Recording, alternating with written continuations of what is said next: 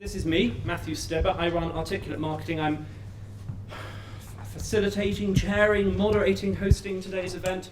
I work for Microsoft. Microsoft is my lovely client. Hi. But I'm speaking now because this session is about marketing, about sales, about getting closer to your customers. And because I run a marketing company, this is something I claim to know about. So I'm going to start off today's talk with a little bit about how to get close to customers. And I think the first thing, the obvious thing, is to know who you're talking to. And I think this, for us, as a marketing copywriting agency, starts with personas. And a persona is a fictionalized, semi-fictionalized representation of your ideal customer. And the purpose of this is for you imaginatively, intellectually, to understand your customers' needs, wants, their challenges, so that you can talk to them about stuff that matters to them. This is a typical an example of a persona, and you can see it's quite specific. It's kind of imagining something about their life. It's imagining something about their job, goals and challenges, where they go to get information for their job. There are lots of different templates and models, and a quick search on Bing will reveal lots of examples. It doesn't take very long to do this. You probably already know this information, but there is something about distilling it, capturing it and sharing it that is very powerful. So, who you're talking to is number one. Number two is what you say to them. And fundamental critical point here is you've got to talk to them about their stuff in their language, right? We do a lot of work for tech companies. Besides Microsoft, HP, Symantec, Samsung, LinkedIn, they're clients of ours. And the tendency in tech companies particularly is to talk about technology in geek language. And that's great internally. I mean, I can have a fantastic conversation with Mark and I understand about half of it. But, you know, because he's a towering genius of Microsoft technology. My job is actually to translate that, take it out to the world in everyday business English and talk to people about business issues. I quite like this cartoon because I think this is sometimes what happens, particularly when tech companies talk to customers. You know, the customer only hears a fraction of what they're being told. So, who you talk to, what you say, how you say it. This is also very important for getting close to customers. I picked Virgin here because they're very well known. You know, you could spot a Virgin ad and even Virgin copywriting from the tone of voice. They've got this sort of cheeky, saucy, seaside postcard kind of tone of voice. It's very distinctive, as you can see. And it's hard to forget. It's very easy to differentiate them from their rather staid, boring competitors. We think that getting a tone of voice, if you can't get a good tone of voice or a distinctive one like Virgin's, at least you can have a consistent tone of voice. So we like to produce tone of voice guidelines for our clients. This is a little outline, a little series of checkpoints for a tone of voice guideline. Again, you can go onto the internet and search for templates. There are lots of really good ones out there. Doesn't have to be very long, but it's a very good way of kind of figuring out how do we talk to our customers in a way that they will find memorable and interesting. Talk to your tribe, and thanks to my colleague Claire for this animated GIF file. Two books, two sources here to refer to. Simon Sinek's Start With Why, and he talks about how organizations need to really understand what their core purpose is, what their mission is, what the thing is that if you take everything else away, what's left still defines them. And I think you can go and find TED Talks about Simon Sinek. You can buy books by him. This is one way of figuring out, you know, who your tribe is, and the other way is another book called Tribes by Seth Godin. Very interesting. If you can form a really strong relationship with your core supporters, your core fans, your best customers, that is a very, very powerful way of understanding customers, and it gives you a way to open the door to a broader audience. Okay, so you know now what you're saying, you know how to say it, you know who to talk to. How do you actually go out and find these mythical, elusive creatures called customers? Well, events is a good place to start, and here you all are at one. Welcome. Several people say this is the best view of me moving away. I think from behind with my big ears I look like a taxi with both doors open. Anyway, some of my very best customers, HP, came to me through an event, and I ran an event earlier this year about inbound marketing. It was woefully unattended. 4 people turned up. one of whom has just signed a contract for £30,000. So, it doesn't matter big, small, if you're doing events and people come, it's a really good way of connecting with customers and understanding them. And I like events because it gives me a chance just to sort of sit and chat to real people. I call them readers.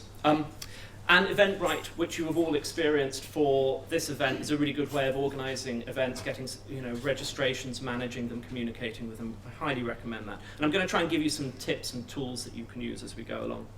How many people here actually have run an event for their business? 2, okay, 3, yeah, cool.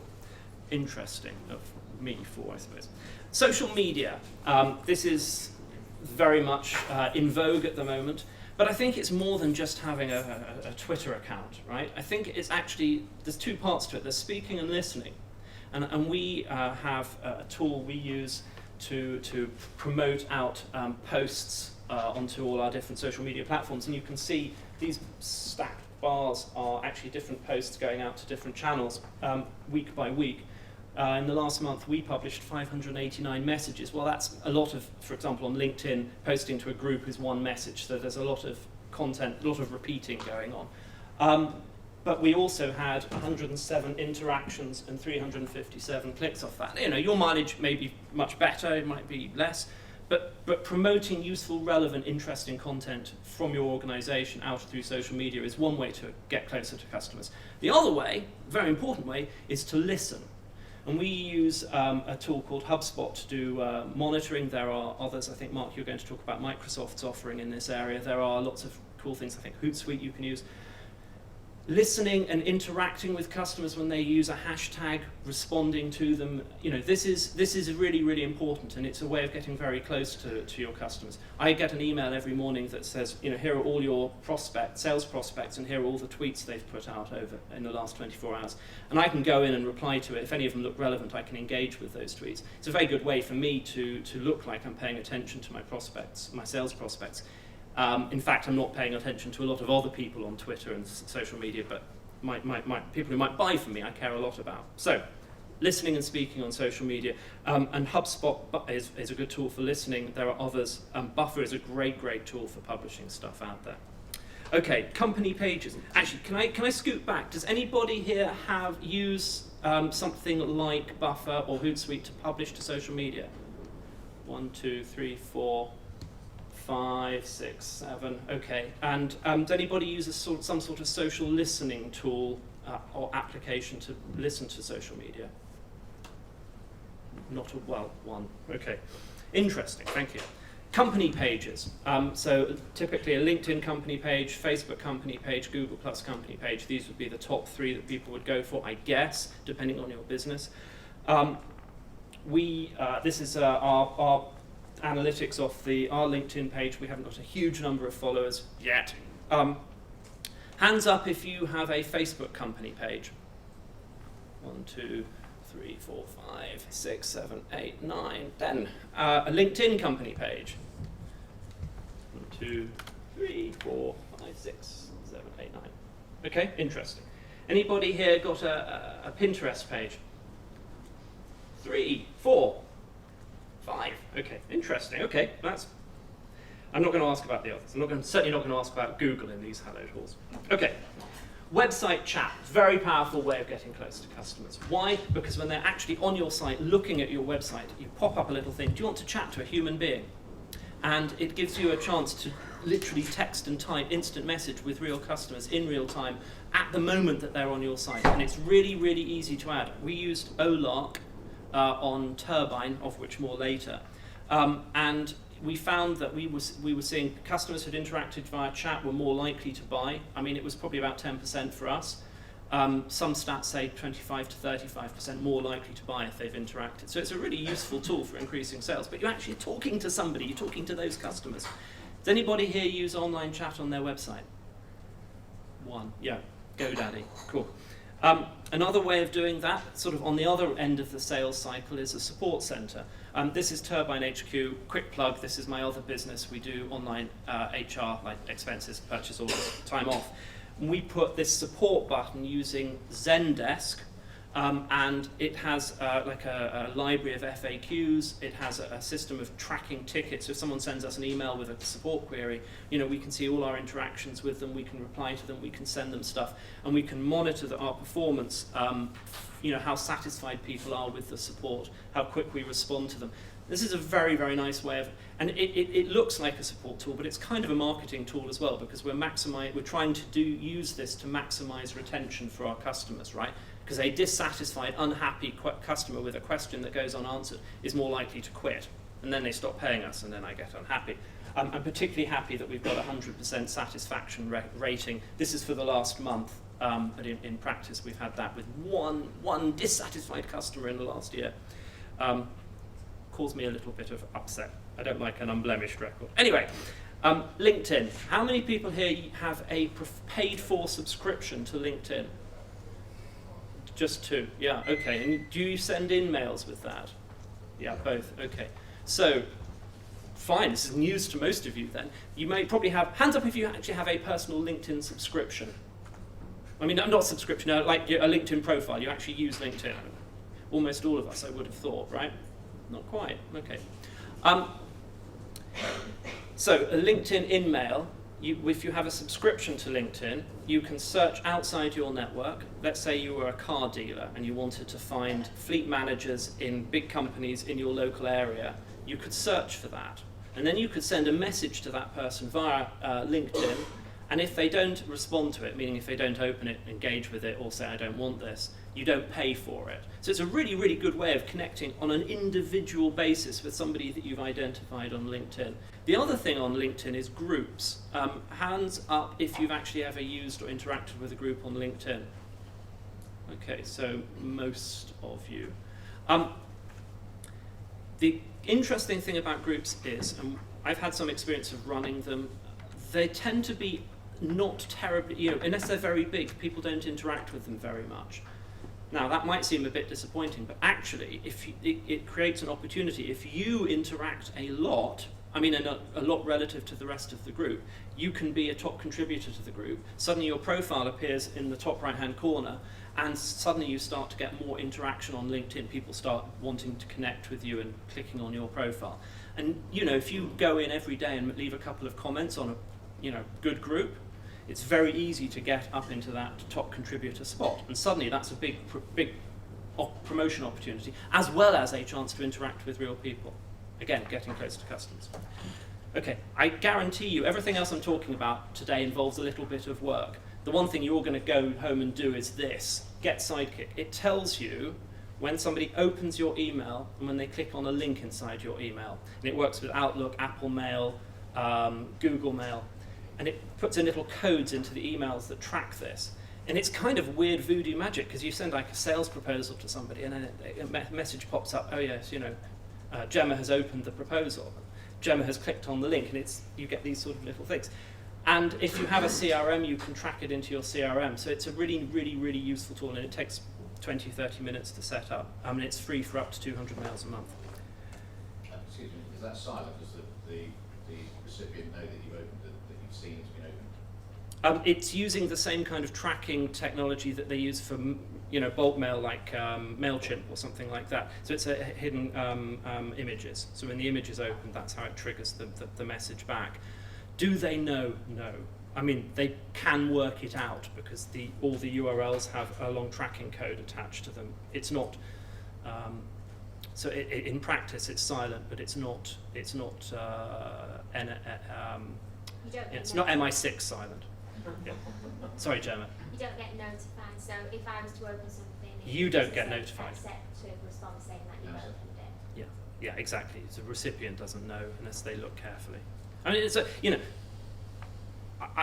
think the problem if you just use a read receipt, a lot of email clients, a lot of email servers just don't ignore them, don't send them, so you don't know if it's been read, and you're in a state of unknowing. Okay, moving on. So we, at Articulate, we use Basecamp, which is a project management tool, but actually secretly it's also a sort of client relationship and a marketing tool. And we have an approach to it called open book project management. And what we're trying to do is to invite our customers into our project management tool on the same basis as employees. So they can see when tasks are assigned internally, they can see the back and forth. If I brief Charlotte on a project, they can see the briefing. When Charlotte's written it, sends it back to me to be edited, they can see that transaction, they can see my comments back to Charlotte and so on. And then when we're finished with it and we're ready to deliver, we then use Basecamp to deliver it to the client. And if you think about it, what has that got to do with getting closer to customers or marketing? Well, really, think about what the opposite of open book project management is. It means, no, we're not going to tell you what's going on. No, we're not going to give you updates. We're not going to involve you in our process in any way. That's kind of very hands-off, distant, keeping clients away. So it's the opposite of that. This is a useful tool. I was talking earlier to Andrew about, where is Andrew? Yeah, hi. About how Google and Bing now are hiding search engine, what people are searching for behind encryption, so you can't always see that in analytics. But if you have Google Webmaster Tools or Bing Webmaster Tools, you can actually see not the keywords that you are trying to optimize for, not the keywords you hope to be found for, not the keywords that you are advertising against, but the keywords people actually used to find your site. This is a very powerful insight into the mindset of your customers. Yeah? And it's free. So this is the top keywords that are bringing organic traffic into our blog, badlanguage.net. Well worth setting this up. Doesn't cost anything, a little bit of tinkering around. It has other useful attributes as well, these webmaster sites. Next, insight into customer mentality, A/B testing. Hands up if you've actually ever done any A/B testing on your website. 1, 2, 3, 4, 5. Okay. So A/B testing means, for example, on a landing page or a product description page, you have two versions, maybe a short version and a long version. And you serve half the visitors one version and half the visitors the other version, and then you see which of those visitors end up becoming customers. Simple as that.